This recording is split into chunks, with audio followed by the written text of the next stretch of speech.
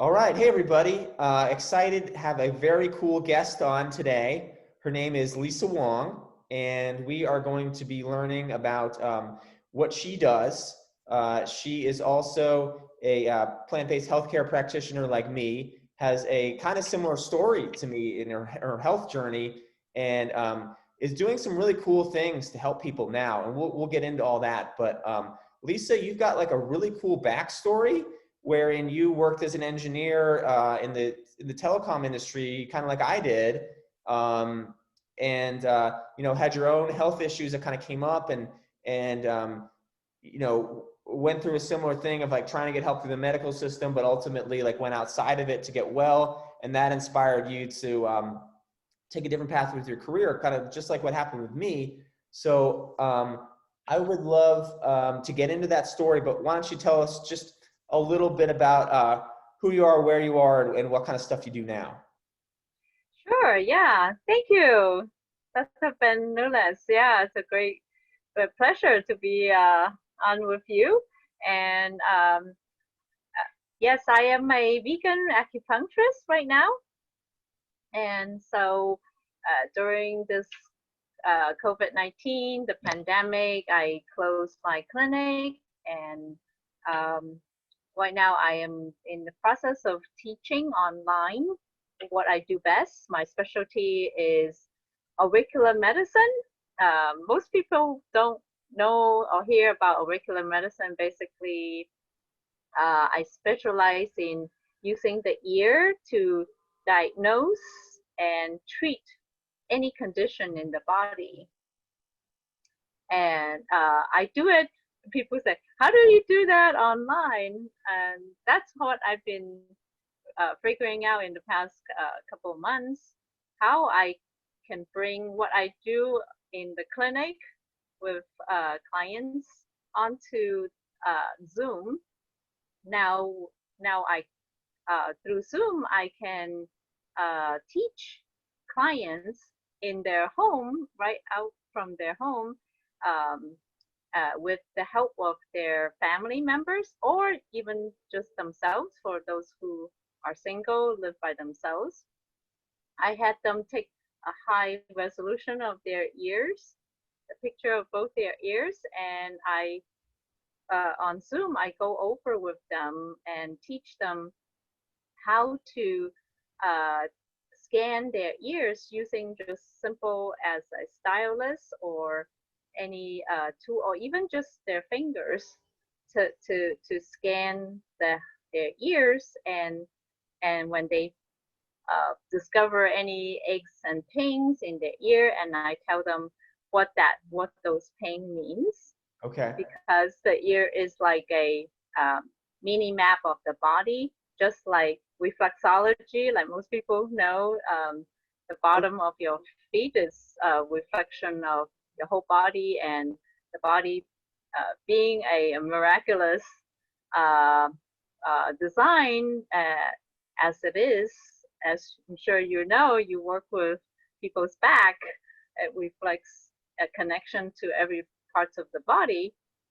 Through the ear, I do the same thing. I tell people, what's going on inside their body, and what they can do to heal themselves. So what kind of conditions are you working on with the auricular medicine? I mean, like what are the most common ones that, Mm-hmm. you get the best results with, or you see the most? Because I'm sure like, we both know that like plant-based nutrition can help a lot of chronic conditions. And so, we want everybody doing that because it's just such a slam dunk. But I mean, Yes. there's certain conditions that like that won't help Yeah. very much or at all. So I imagine that's kind of what the auricular medicine's used for. But give us an idea, like people listening, like, okay, my ear, like what, like, like that. Well, that can't help me with anything. But like, what can it help with? And I'm So a lot of things. yeah, of course, like being a vegan acupuncturist, me myself being vegan, so I totally recommend people being on a whole food plant-based diet, and that is the basic fundamental uh, diet nutrition people should be on. That's the first thing that I would recommend. And on top of that, what I do with the ear and teach people these self acupressure techniques, not just with the dealing with the ear, but with different parts of the body. That adds to, on top of the nutrition, people can have ways to detect problems in their own body, as well as do self-treatment, self-healing. Most common thing is pains, aches and pains. You know, you got a headache. Guess what?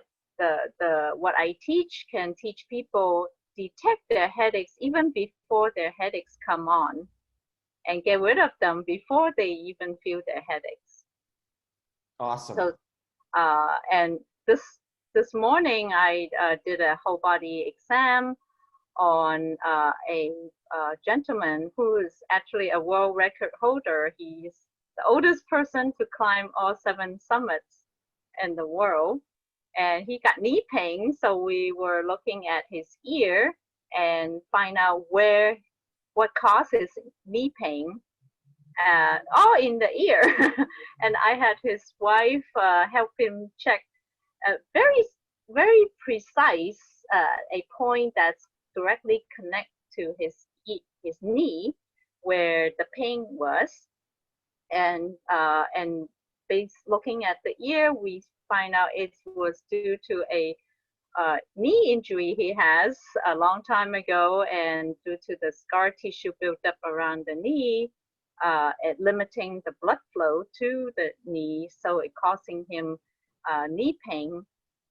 Now that he's 83 years old and he's considering quitting or retiring from his climbing career, but I tell him, well, first thing, there's hope that you can extend your climbing career by first you change to vegan diet. He's not vegan yet, so I say that's my first recommendation. And then second, you can massage your ear at where the pain point that we find for you, right behind the knee point in his ear. That was his right knee, so it's right side of the ear on the knee point. And I teach him how to do it. He could do that every day as a self-treatment protocol. And then we check his spine. So that's something is so fun for people that they could get to see the mini version of the map of the spine in their ear, and see which part of the vertebra he has any kind of inflammation or any aches and pains or any condition either due to the vertebra, the bone, or the muscle besides the vertebra.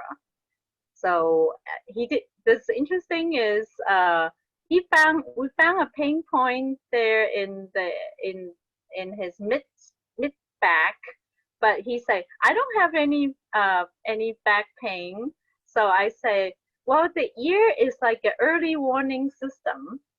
Even though you don't feel the pain right now, the ear is telling you that there's an inflammation that's developing. So it's early sign. So you can do early prevention by massaging that pain point and eating the right foods, the non-inflammatory foods that could potentially cause the inflammation, and not add to it by stopping those foods. So that's how we can do prevention medicine and enable people to do self-care and self-healing and that kind of ways that they can have tools that they can take care of themselves and their family with. Cool. So, hey, I want to ask you one question. Yeah. That, and then I want to dive in your story, because I think that's like really cool. And then we can come around at the end, you've got a webinar and a course you're doing that's coming up, and we want to talk about that. But I want to wait till the end. I want to get into your Okay. story. But one question that I don't get to ask many people this, and I'm Mm-hmm. excited to hear what you have to say and see if you Okay. similar results. But like, I think there's some delusion in the vegan community that like, oh, if you eat a plant-based diet, you'll never have like back pain or knee pain or something like that. That's not the case. It definitely helps to like be less inflamed. And what I found clinically is that the people who are already eating a healthy plant-based diet need less care, recover quickly, get well faster, and probably about double the rate of the people that don't. Um, have you seen anything like that in the work that you do? Because I'm sure people come to see you just because they find you on Plant-Based Doctors, or they know you're a vegan. They're like, I want to see a vegan practitioner. So have you seen that the vegans and the people who eat, a plant-based diet get well faster from acupuncture, acupressure, or whatever kind of therapies you're doing? Oh, absolutely. That's a great question, Dr. Bononis. Actually, that is why I turned vegan myself, is because I see in my clients that among the vegans in my clients, they heal genuinely much faster than the non-vegans. And I've been a vegetarian for 17 years before I turned vegan 10 years ago. And it's while I go through the research about the benefits of plant-based diet, but we do know that even people who are, say, the vegetarians on the vegetarian diet, they still take eggs and dairy. And with my modality, interestingly, I could find that those people who are still taking in the animal protein, they have they display all these signs where there's definitely more inflammation, uh, and also where especially we understand that the eggs and dairy are where the parts of the body, the secretions that's most concentrated with the growth hormones and the antibiotics that are given to the animals. So when the vegetarians had them, even though they may not feel any symptoms until much later, they actually through the ear, what I see, and they feel the pain points when I check those reproductive parts of their body. Like I discover ovarian cysts, uterine fibroids, breast I'm sorry. fibroids. You're finding these things through the ear? The ear? Yes, Okay. yeah, through the ear. And so for the men, the prostate, enlargement, testicular inflammation, or even masses in those reproductive system parts. And they can, not just that I tell them, they actually feel the pain to those specific parts of the body. And then all I do is I tell them that you have this pain because you have this diet, and it is because of these hormones, this antibiotics, that's causing all this buildup of hormones. And of course, there's also all the other parts of the body that's they're all interrelated. For example, if people have gallstones, liver stones, which in the Western medicine is fatty liver, but it shows up as gallstones in the liver, in the ear, So, and they would have. So that is like the most common cause for all these other issues people have. okay. And so, And as we know, the yeah. Oh, I was just going to Go ask, ahead. when you find these things through the auricular diagnosis, Mhm. are you sending them out for Mhm. some sort of like imaging or more like, 21st century diagnostic to confirm? Yeah, Okay. they can confirm it. Several of them confirm it with the imaging, Western imaging tests, and some of them they don't. They without confirmation, we treat the same way. I mean, whether they confirm it or not with imaging, it's still the same protocol. It's detoxing the body, changing your diet because or those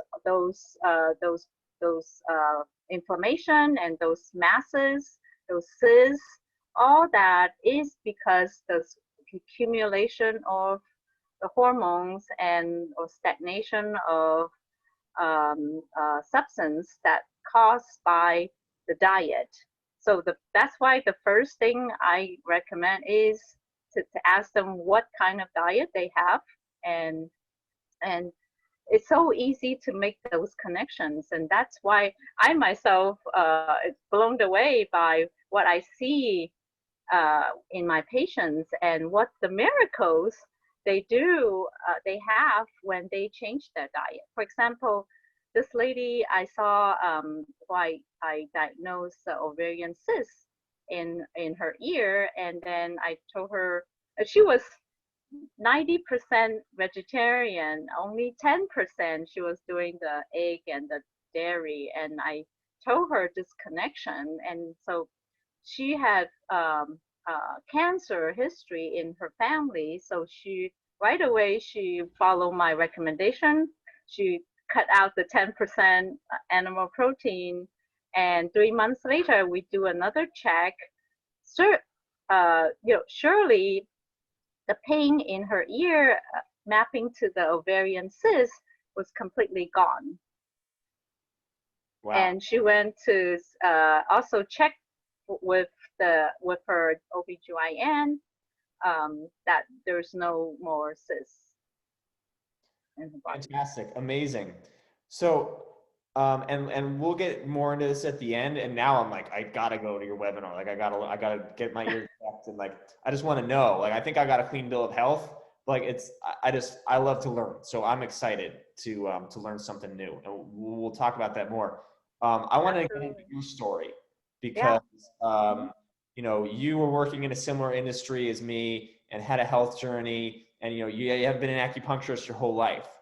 So let's kind of take it back to, you were working as an engineer at Motorola, is what I understand. Tell me a little bit about that, what it was like working in that industry, and like what your experience was. We can talk a little bit about wireless phones and that technology because I know you worked on that. And then, yeah, just kind of what happened from there and how that evolved into what you're doing now. I want to hear the whole story. Yeah, absolutely.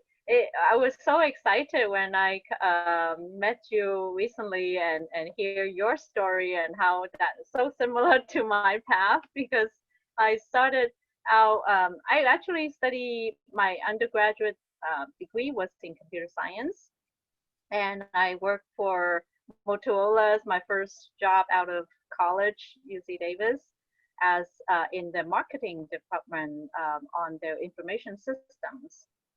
And I wasn't directly working with the phones, the mobile phone division. However, we hear about at that time. This was back in 1980, 19, 1990, 1990. That was when I worked for Motorola. 1993. Okay. Um, Definitely. I worked for several high tech companies before Motorola. I was as a co-op, but my first job out of college was with Motorola in Arizona. Actually, Okay. Tempe, very close by where you are. Yeah. Yeah.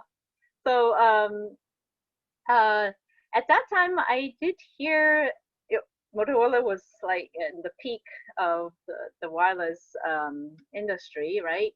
And I at that time I hear about some people suing Motorola because they have brain cancer, working for Motorola and the cellular phone division.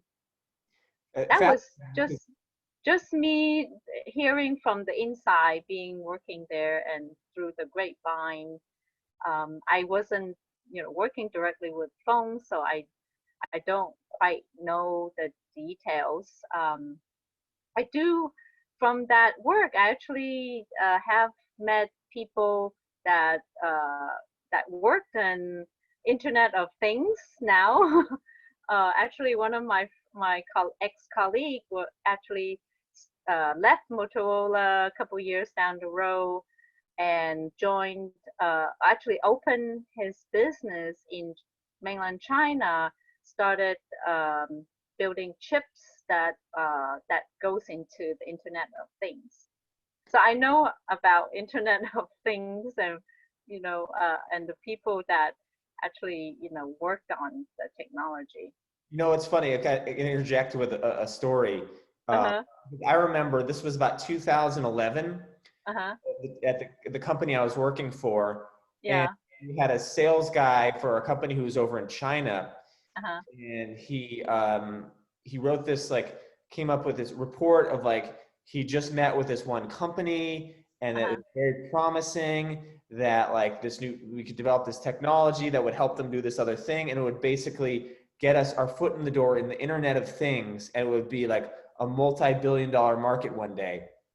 And I remember the VP of sales, like, got the email, and I could, like, hear from his office because it was a pretty small company, and I Uh sat, huh. like, kind of down the hall from him. Yeah. And he's like, "You won't believe this email I got from Henry over in Taiwan." Like, he thinks that, like, this whole, like, he's talking about, like, the Internet of Things, and he's gonna make all this money. And then they, like, brought in a few other people into the office, and, like, some of the other executives, and they just, like, basically laughed at it. Like, this is the stupidest thing ever. And then, now it's like 50% of their revenue or something. But, like, at once it was a crazy idea, and now it's Yeah. quickly becoming real. Yeah. So. Yeah, I know. I remember, oh, I know it's a great technology. At that time, of course, I don't know what I know now about the impact, the health impact of all this latest wireless technology have on human health. So I kind of like, it's a mixed feeling, right? I know it's a great technology, but and I know my friend is making lots of money. um, but I wonder how he's doing now, and wonder if he knows about and aware of the impact on human life, human health, with this technology. So it's really interesting dynamic of us working between these two industries. So after I only I worked at Motorola only for 2 years. After that, I moved back to California and worked for Nokia for another 2 years in San Diego. And that's when I really get to work closely with people working on phones. I was a user interface designer. I worked on the user interface of the phones. Okay. Yeah, and I actually get to fly to Finland and work with their R&D team on the software side of it, but I also interact with the cellular wireless engineers. So I am more not more knowing about the wireless industry and how a little bit about how the cellular technology works, and so I can and later on I after 2 years with Nokia, I worked also with Philips, the wireless consumer wireless industry, the phone part, the phone division, and and so for another 2 years.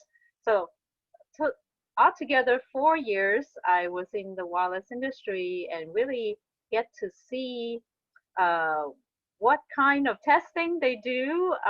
Even though I wasn't like heavily involved with it. At least for me, I get to um, with Nokia, I was just on the designing part, and I didn't get to do any testing. But I know other engineers that does the testing. One of the testing that I know is done by Nokia with their phones is drop tests. They drop the phones, see if it breaks or not.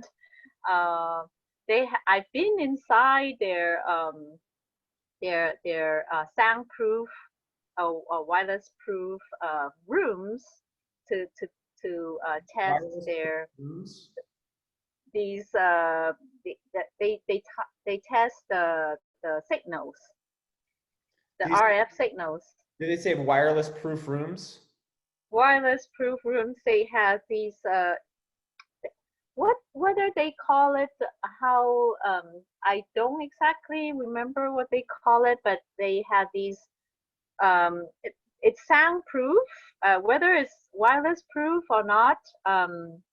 I right now I can't be sure, but Okay. it I go into one of them.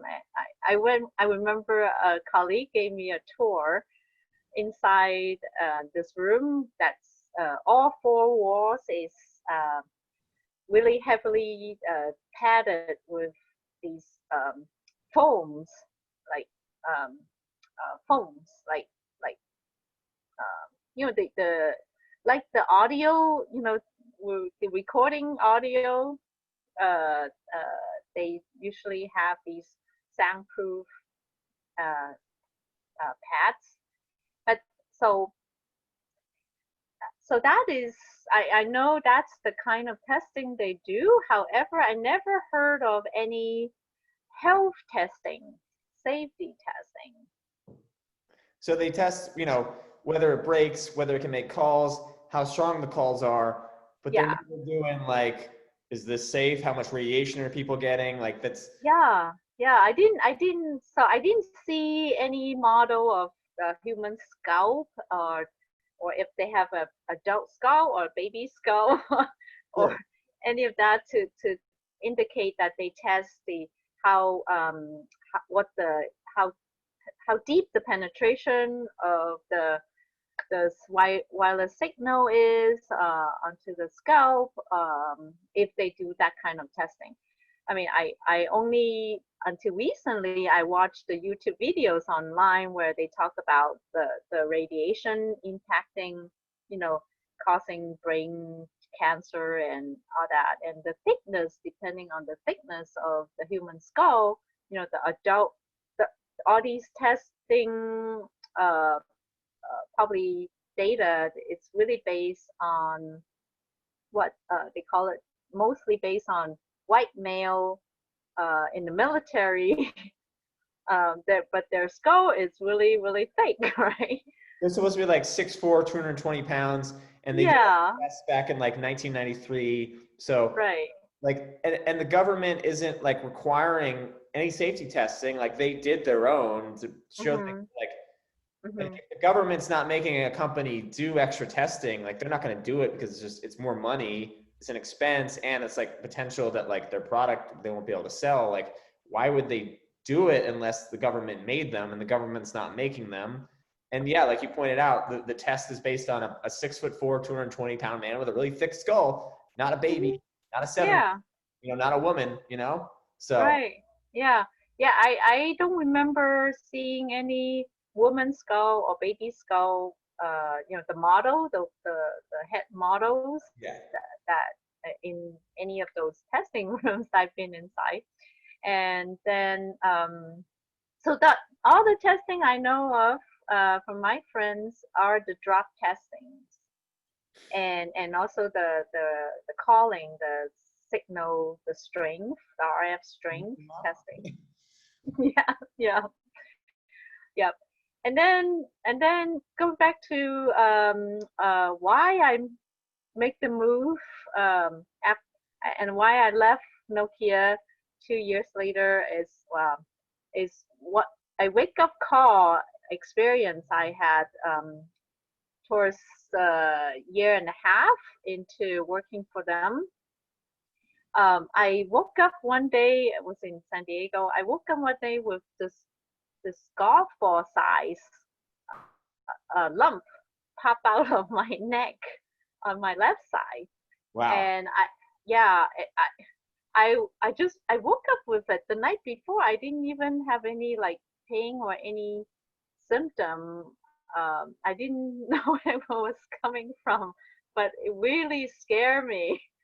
Uh, Woke up one day with that kind of that thing on my neck, and let me show you um, a X-ray scan of it.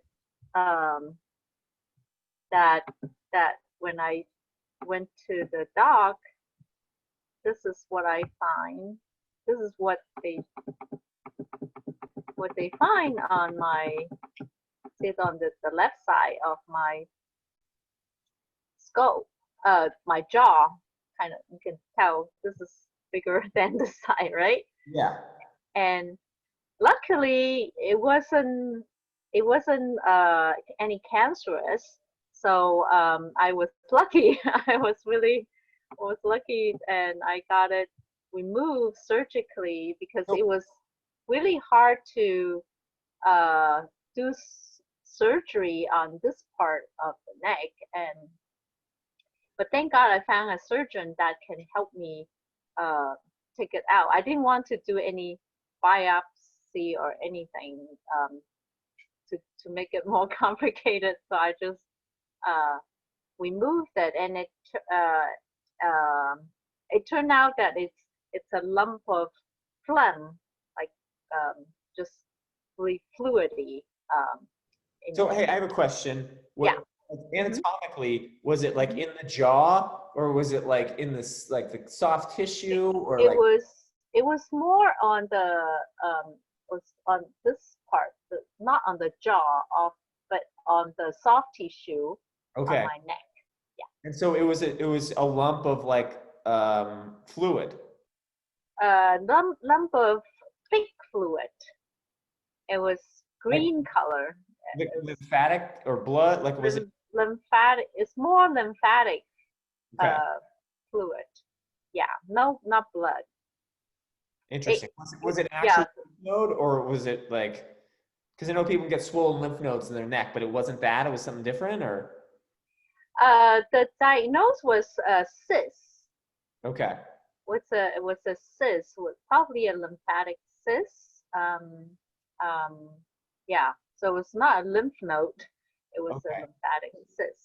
How soon after you got it showed up did you get it removed? Like was it just like pretty soon or I got it removed probably within 2 weeks of okay. the diagnosis. Yeah, Okay. I So didn't want to wait yeah. because it really scared me. It just came out of nowhere, and but that was my wake up call. I I started thinking. Well, my at the time my family was in the Bay Area, and so I flew back to the Bay Area, did my surgery, and then I also started. It was really a wake up call. I like working too hard? At the time, I wasn't a healthcare provider, so I don't blame it all on myself, thinking that it must be my stress. I work too hard. I so it was that was my wake up call. And then I want to be closer to my family after that.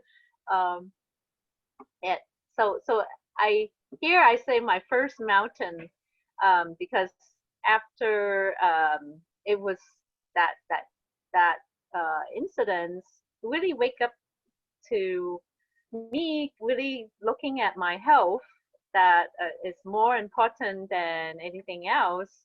And so I started thinking about my health and study up everything I can about how I can help myself and how I can be the healthiest I can be.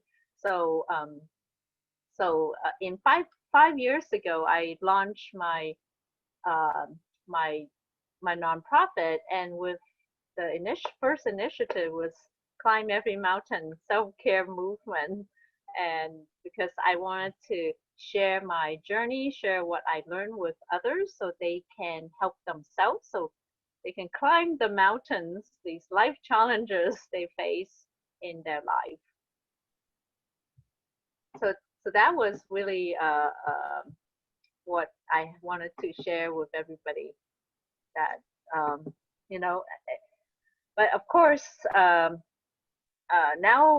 what 10, 20 years later, only then looking back, I can make that connection.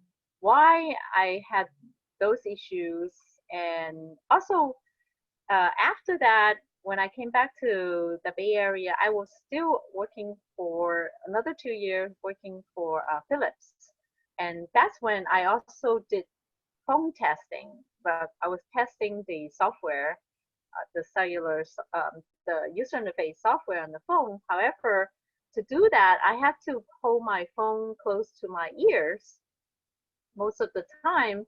So at during that period, probably a month or two that I was actually helping with the testing. That was not my normal job assignment, but I did it just because it was called for to at that time. But I remember every day I come home, I had this, like my head was huge.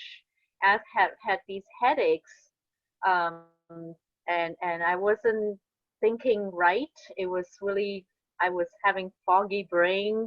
I couldn't really do anything else at the end of an 8 hour day, having the phone next to my ear.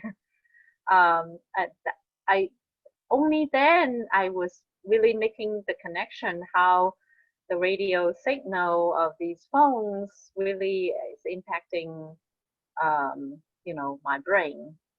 And now then I could really, then until then it really was really real to me that all these people here I hear about having, brain cancer back in Motorola days, and then actually there was a colleague um, from Nokia, from Philips, that also actually had depression, suffer really heavy depression, and committed suicide.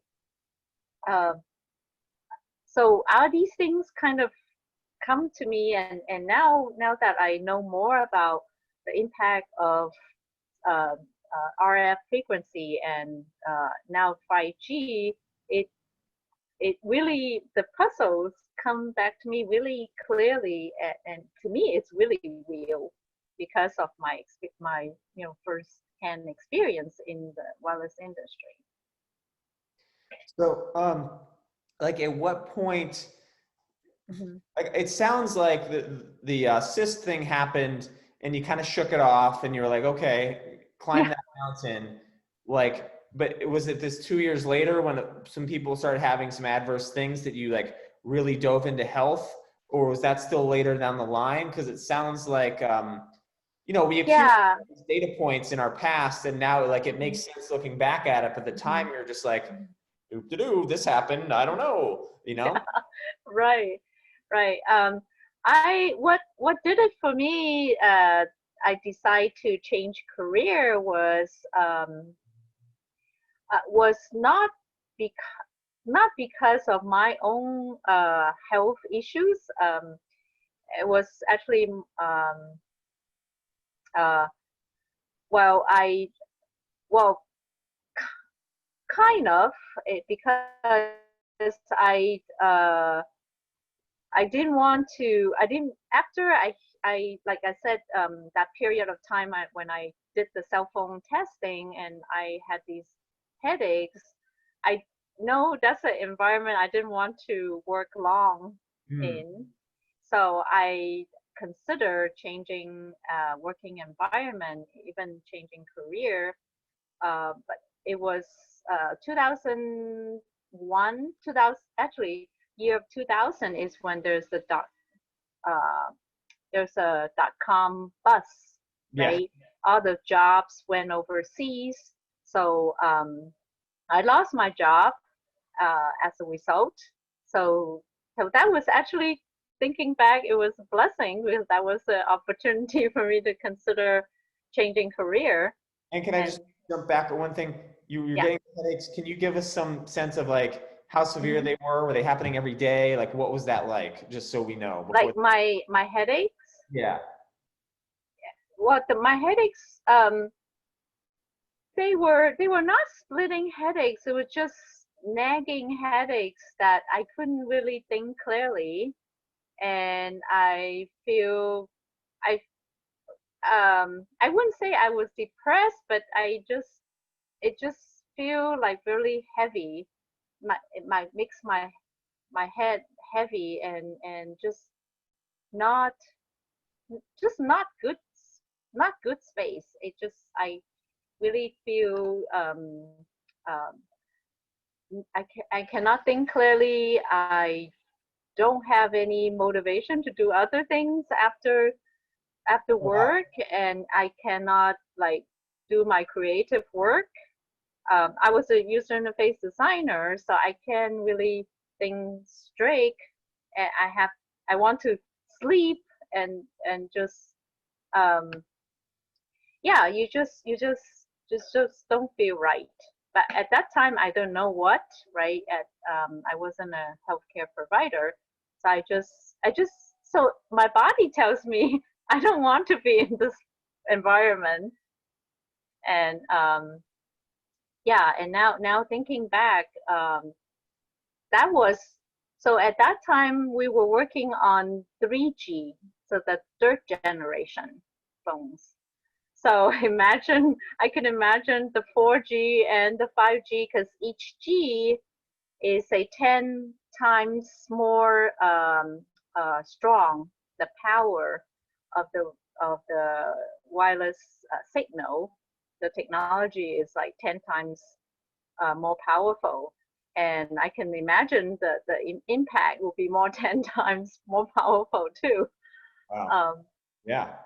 yeah. So that's why I'm so concerned about the 5G impact to health. And when I find out about, and I hear your talk, and it really makes sense. And I also educate my clients to do everything they can to boost their immune system, to minimize their exposure to the radiation, and including, of course, again, my recommend is uh, turning into plant-based, whole foods plant-based diet. All we know is, actually there's more details why the plant-based diet can have protective function, why it will protect our cells from radiation.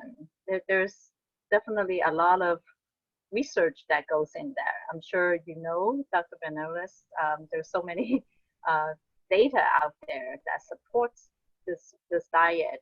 And also, uh, with what I do through the acupressure, that's also ways people can protect themselves from the radiation, and help themselves detect the earliest symptoms and impact to their body through acupressure, combining with the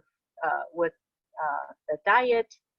There's so many things we can do to help protect us, like going expose us to the sun, to more, clean air, clean water, and earthing, all these things like meditation, right? The good news is, my Chinese name is Good News, meaning good news. So I have to live up to my name to deliver good news to people that. Um, so the good news is there are ways for us to protect ourselves from this toxic environment that we're in. Yeah, and I think that I'm so glad you say that because so many people come to me being like, well, what should I buy to protect myself from EMF? Should I get one of those necklaces? Should I get one of those like zappy things? Should I like get this gadget or that gadget? And it's like, hey, I don't think any of that stuff really works. And like even if it did, like you got to get your health fundamentals dialed. Like you got to like there's some basic building blocks that there's not a magic like device out there that's going to like create a force field around you. Like your body can be resilient, but you have to provide the conditions to do so. So I'm so glad you said that. And hey, just to back up to your story, so 2000, the dot-com bust happens, you get laid off, ends up being a blessing in disguise. Is that when you changed careers? Yes, I started change careers in 2003. Okay. Uh, yeah. So 2001 was when I got laid off, and uh, worked another 2 years as a consultant, still consulting for cellular phone companies, because that's my what I do at the time. That's my profession. But um, I slowly was thinking about not going back to the corporate world because I don't want to deal with the corporate stress, the environment, Sure. and also I'm more and more interested in health and studying up how to get myself healthy. That was It was a my hot, selfish motivation, yeah. right?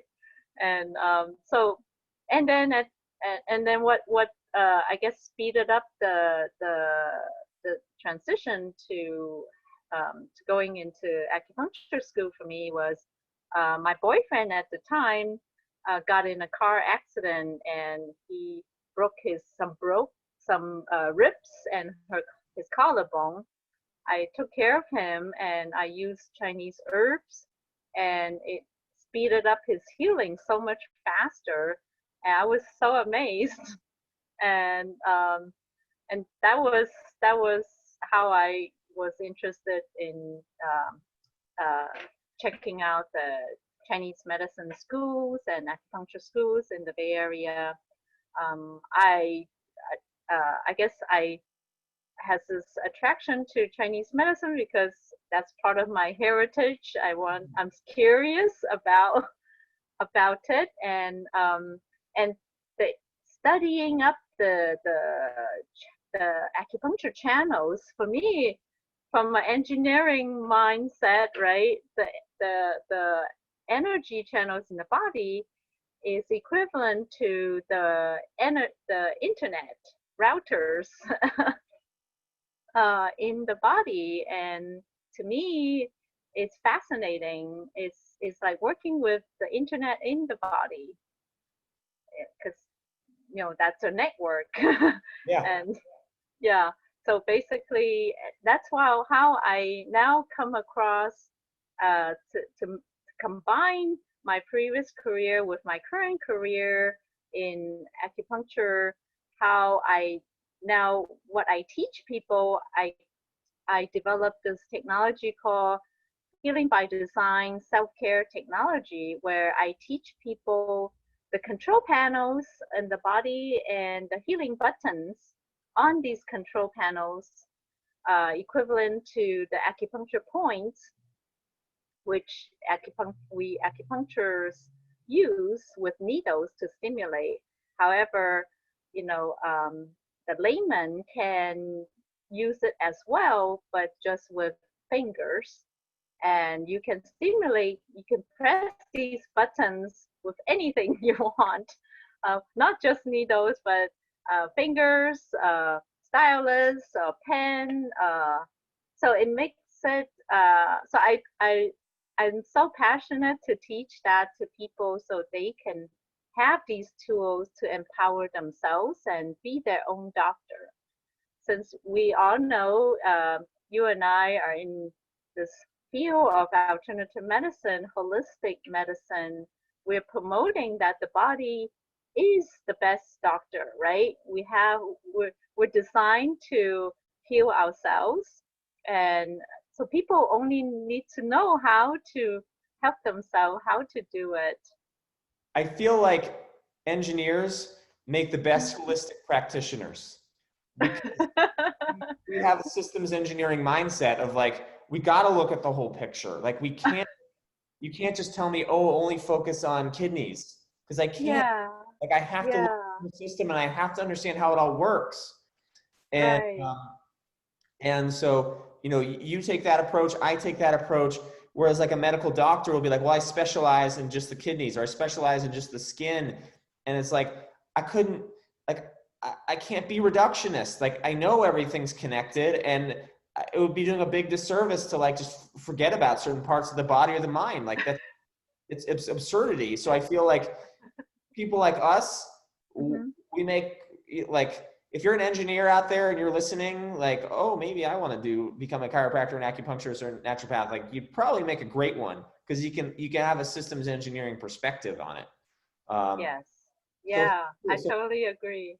Hmm. So and one other thing I wanted to comment, and then I'll let you continue, but it's Hmm. just very interesting how like these things that happened to you that might have seemed like bad at the time, like you got laid off from your job, your boyfriend was in this bad car accident, broken ribs, and these all ended up just being sort of like nudges for you in the right direction of like what was really more of a fit for your life.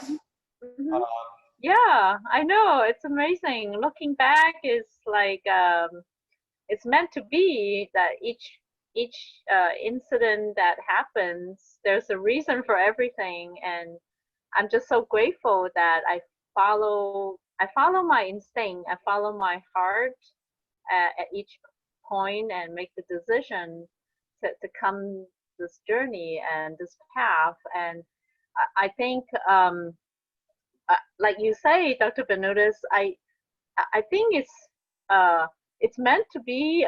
It's actually even better that I went through computer science and engineering before I come to healthcare, because I got that mindset and that appreciation for seeing the big picture, and also appreciate technology.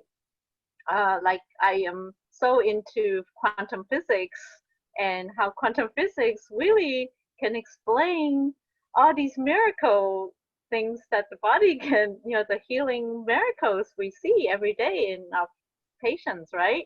That's That a we cannot, that science cannot explain. But we do a whole nother, maybe we need to do a whole nother episode where we talk about that, because I'm fascinated yeah, by that too. yeah, Absolutely. absolutely. So, So hey, mhm. we're about at the hour mark. You got an event next Tuesday. We want to talk about that. So we kind of alluded to it, but it sounds like it's going to be a really fun, I guess, webinar, or I don't know what you want to call it, but it's like a free event, and you're going to teach some of this stuff with the auricular medicine. So tell everybody about that. Thank you. Thank you for giving me this chance to share that with you and your listeners. So, next Tuesday, I am holding a free webinar that to teach people as introducing some basic concepts, like I teach people about that we are our best doctor, that we have a inner doctor inside us, like Dr. Albert Schweitzer, the Nobel Prize winning doctors say.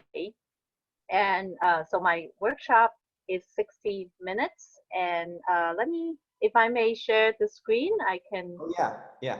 Uh, And so it's on Tuesday at what time?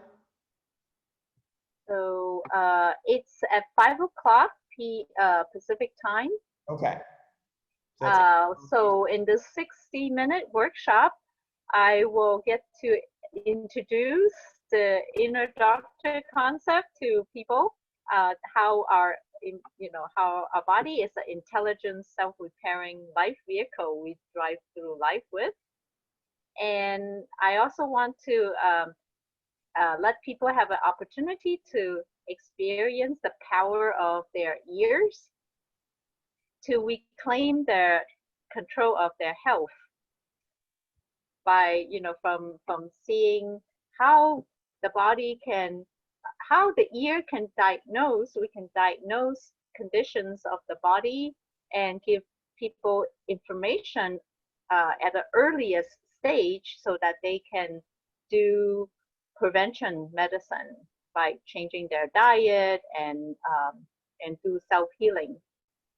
And we'll put a link down in the description of the video for you guys to check out check this out. Yeah, I will give you the link later to sign up for the workshop. Okay. And at the end of the workshop, I will give people an opportunity to learn more about how to be the best partner to their inner doctor. I will tell them a opportunity to work more closely with me in learning it's a whole package of knowledge, because not just the ear, but there are other parts of the body that I call control panels of the body that people, to me, it's a birthright because it is in our body, right? Everybody have a body and everybody have an ear and hand, and so they can use all this. But once they have this knowledge, then they can do this for the rest of their lives. So, so this workshop is complimentary. It's $97 value, but I want to offer it to people. So this as a gift. Say, well, how appropriate. Tomorrow is Thanksgiving, so this is a Thanksgiving gift. Consider. And so it's next Tuesday, December 1st at 5 p.m. Pacific time. All right, awesome. Well, I'm going to try to make it. I think if you're watching this, you definitely, want to try to be there. I don't know if there will be a replay or not. But this was great having you on, and now you threw the quantum physics word out there, and that's something I geek out on. This might have to be the first of oh, great. one more conversation together. Let's do that. Yeah. So, we talked about the class you're teaching. Before we wrap up, anything else you want to share? Any message you want to give to people before we wrap this up? Well, first of all, I have to thank you, Dr. Bernunas, for giving me this opportunity to come and share my story and share with people, the good news about what we can do despite all the toxic environment we're living in. And I acknowledge for your work, for your passion in sharing with the public, the important awareness people need to have regarding, the wireless radiation that we are living in. And I'm just, so grateful to have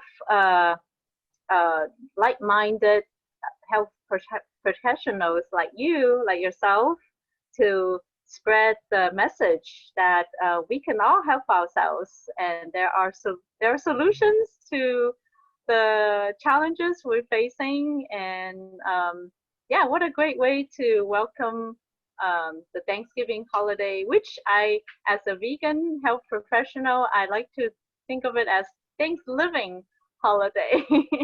Absolutely. We have to thank the turkeys for living, and I hope that we keep them living, and rather than giving up their lives.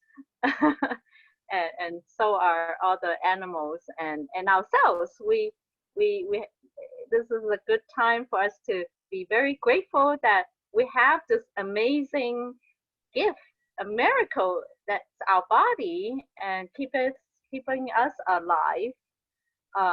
And so and also appreciate the opportunity that we get to serve people and help empower people with our own journey and our story. Totally. Hey, great message. Love this. This was perfect. Thank you so much for being my guest. I'm glad we connected. We'll have to work together some more. Yes. The final message, everybody out there, the link to her class is in there. Check it out. And signing off, this is Dr. Ben. Thank you very much. Thank you.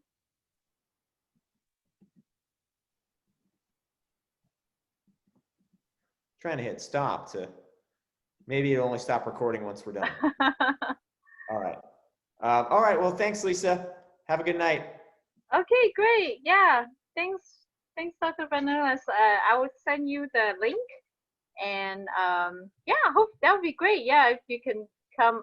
Um, why don't you stop the recording? I'll show you the points in your ear. You could start, I, checking out. I'm trying to press the stop recording button and it's not stop. Wait, let me, if I press this or I put pause, no, it just won't stop. So you can just send me at another time. We'll figure it out. But I got to run anyway. I got to pick up some stuff for Thanksgiving tomorrow from this vegan restaurant before they close. Okay, Yeah. great, great. All right. Well, you have a great Thanksgiving. All right, you too. All right, bye bye. Okay. Thank you. Bye bye.